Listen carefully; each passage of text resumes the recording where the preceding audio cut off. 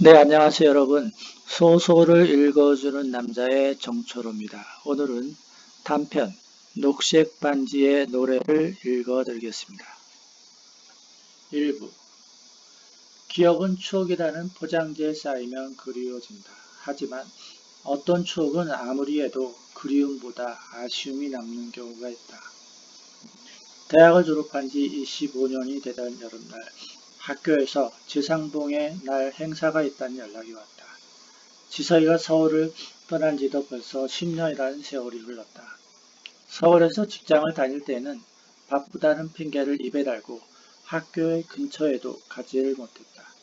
집과 직장을 마치 그네 타듯이 하다 보니 세월은 낙엽이 떨어지는 것보다 빠르게 가버렸다.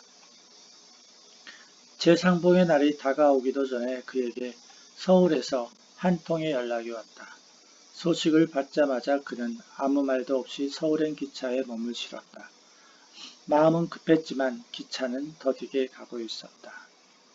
때는 여름이라 뜨거운 아스팔트 열기에 거리의 가로수들이 하얗게 타오르고 하늘 북판 이글거리는 태양 아래에 세상은 가녀린 시름소리를 내뱉고 있었다.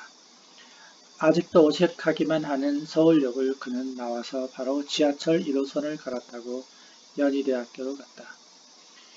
연희대는 오늘도 많은 학생들로 넘쳐나고 있었다. 그는 정문을 통과해서 좌측 공대 쪽으로 걸어갔다. 먼 발치로 보이는 하얀 건물이 그의 눈에 빛이었다. 마치 교도소 같아 보이는 건물, 아니면 정신병원이라고 해도 될 법하게 온통 하얗게 칠해놓은 학군단 건물이었다. 지하에 자리 잡은 피복구와 그 앞에 넓은 운동장이 그의 눈에서 아련한 기억의 조각들로 파도처럼 울렁이고 있었다. 어느새 그의 입에서 잊은 줄 알았던 노래가 흘러나왔다. 학군단에 입단했을 때 내 가슴은 뛰고 있었지. 피복을 지급받던 날 죽었다고 복창했었다.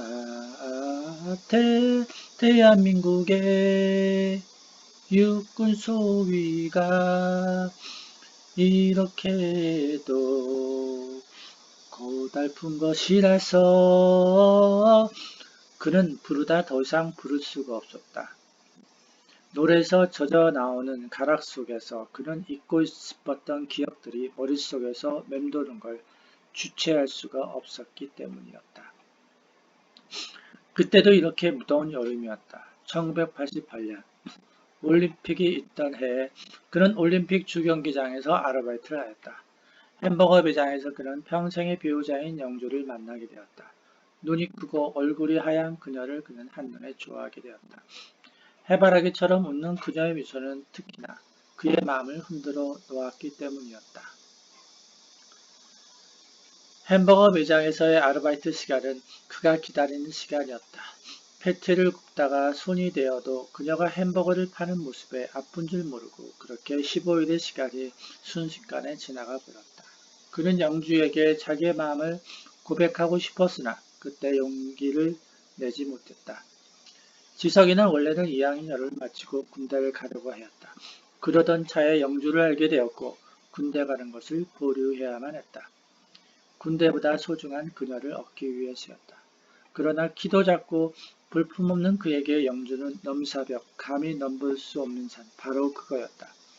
그런 그녀에게 그는 다시금 용기를 내기로 했다. 여보세요. 안녕하세요. 영주 친구 지석이라고 하는데요. 영주 좀 바꿔줄 수 있나요? 지석의 전화를 영주 엄마가 받은 것 같았다. 그의 입에서 침이 말라가고 있었다. 네, 영주야 전화 왔다. 멀리 그녀를 부르는 영주 엄마의 목소리에 그의 가슴은 졸아들고 있었다. 여보세요. 그녀의 음성이 전화기 선을 타고 들리자 그의 가슴은 요동을 치고 그는 말을 더듬기 시작했다. 영주야 나 지성인데 뭐라고 말을 해야 하는데 입이 떨어지지가 않았다. 갑자기 마음에도 없는 말이 녹음기처럼 나와버렸다. 영주야, 기다림은 만남을 목적으로 하지 않아도 좋대. 잘 지내렴? 그는 어느 시인의 말을 의미 없이 던지고 전화를 그냥 끊어버렸다. 무언가 마음에 담아둔 말을 하고 싶었는데 끝내 용기와 배짱이 없었다. 그렇게 그는 그녀를 마음속에서 지워버렸다. 지석이는 그녀와 헤어진 후 그 마음까지 정리하고자 학군단에 입단을 신청하였다. 학군단에 들어가기 위해서는 체력검정을 통과해야만 했다. 턱걸이와 오래달리기 등 여러 종목으로 후보생의 체력을 측정하였다. 평소 운동에 소질이 없었던 그는 이를 악물고하였다. 1500m 달리기에서 그는 2등을 하였다. 체육교육학과 지원생들이 있는데도 그가 2등을 한 것은 정신력의 승리였다. 체력 검정이 끝나고 얼마 후 학군단에서 합격했다는 연락을 받았을 때 그는 덤덤했다. 장교로 군대를 간다지만 군대에 대한 두려움은 지울 수가 없었기 때문이었다. 그는 합격 통지서와 더불어 입단전 교육을 받으라는 연락을 받았다. 며칠 후 지석이는 아침 일찍 집을 나섰다. 오늘이 입단전 교육을 받는 날이었다. 그는 가벼운 마음으로 학군단으로 갔다.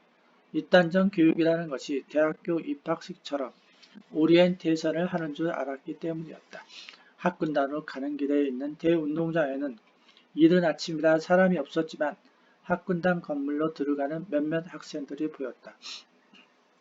그는 그들이 오늘 같이 교육을 받으러 가는 학생일 거라고 짐작했다. 건물 입구에는 천사학군단이라는 현판이 걸려 있었다.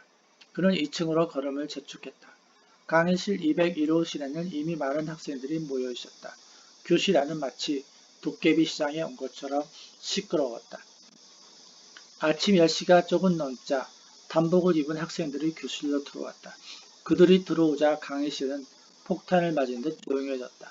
지석이는 강사가 들어와서 교육을 할 줄 알았다. 그들 중 자신이 2년차라고 소개한 학생 하나가 교단으로 올라갔다. 안녕하세요. 저는 입단전 교육을 담당하는 S3입니다. 이름은 정성이라고 합니다. S3란 말에 지석이는 고개를 갸웃거렸다.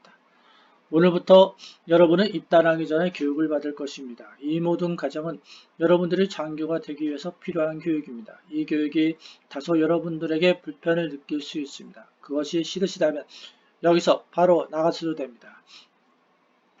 바로 나가도 된다는 말에도 학생들은 아무런 미동도 하지 않았다. 지석이는 아무 생각도 없이 그저 집에 빨리 가고 싶은 마음뿐이었다. 그럼 본교육에 들어가도록 하겠습니다. 교육상 이제부터 말을 놓겠습니다. 이 XX들아 머리 박! 갑작스러운 역쥐거리에 그는 정신이 멍해졌다. 그런데 그 선배의 말과 함께 다른 학생들이 의자에서 일어나 통로 바닥에 머리를 박고 있었다. 그 순간 지석이도 그들과 똑같이 해야 한다는 생각이 머리를 흔들었고 그는 통로 바닥에 원산 폭격을 했다. 머리가 통로 바닥에 닿는 순간 땅에서 나오는 차가운 기운이 머리를 통하여 온몸으로 퍼졌다. 그리고 그 순간 내가 정말 이 교육을 받아야 하나? 라는 후에 섞인 생각들이 머리를 만들었다. 지금이라도 늦지가 않았으니 이 교육이 싫은 사람 나가도 좋다. S3라는 선배 옆에 있는 얼굴이 거무스리한 4학년 선배가 낮은 어조로 말했다. 그 말에도 아무도 일어서서 나가는 사람은 없었다. 지석이가 바라는 것은 단지 이 시간이 빨리 지나갔으면 하는 것이었다. 그렇게 학군단 입단전 교육은 시작이 되었고 그 하루가 어떻게 지나갔는지 지석이는 알 수가 없었다. 그렇게 1일차 교육을 받고 나니 그의 몸은 온통 땀에 절어 있었고 안 아픈 데가 없었다. 2일차 교육날 그는 또다시 하얀색 건물로 들어갔다. 이미 교육을 받았기 때문에 중간에 그만둘 수가 없었다. 마음은 그만두라고 했지만 머리는 그것을 받아들이지 않았다. 2일차 되는 날 2명의 학생이 안 나왔다. 입단전 교육이 무언지 모르고 그냥 장교 후보생이 되겠다고 온 학생들인 것 같았다. 교실에서 후보생이 되기 위한 교양교육을 받으러 왔는데 비인간적인 교육에 실망한 학생들이라고 지석이는 짐작할 수가 있었다. 지석이도 입단전 교육이 이런 것이라는 것을 꿈에도 몰랐다. 알았다면 지석이는 포기할 수도 있었을 것이다.